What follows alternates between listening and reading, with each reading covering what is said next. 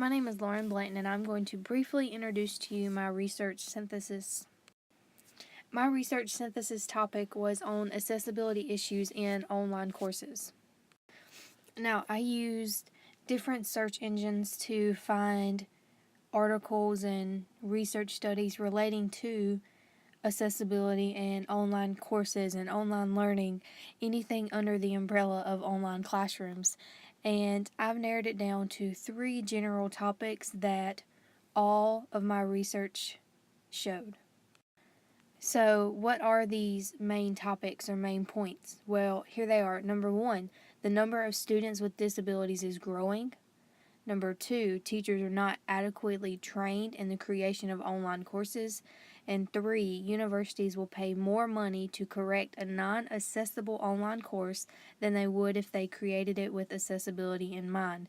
Now, these points are something I noticed throughout my reading, that these were the common points in each of the articles. Maybe they didn't come out and say these things word for word, but they hinted at these general ideas, which is what I'm about to talk to you about.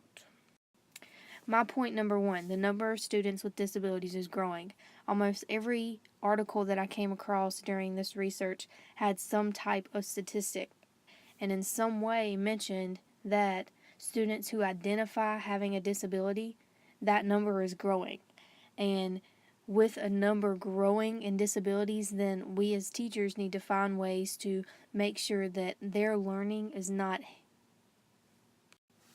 cut short or lacking because of their disability. So we as teachers in the classroom make sure that we help the students who are hard of hearing, and we help the students who cannot see clearly, and we need to make sure that when we have an online classroom, we do the same thing. Another point that I noticed is that teachers talked about that they were not well trained with the creation of online courses. They did not know all the ins and outs of the learning management sites that they use, such as Blackboard or Moodle. They did not know everything that they could know, which in the end could hurt students with disabilities. So a thing that I notice is that if teachers are trained how to use technology and how to ensure that online courses are accessible, then majority of teachers will take that extra step for those students with disabilities.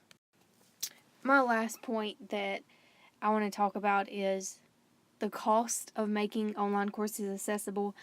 If universities start from the creation of an online course, if they start from day one in the building of that course online, then they can start making the course accessible as they go for students with disabilities.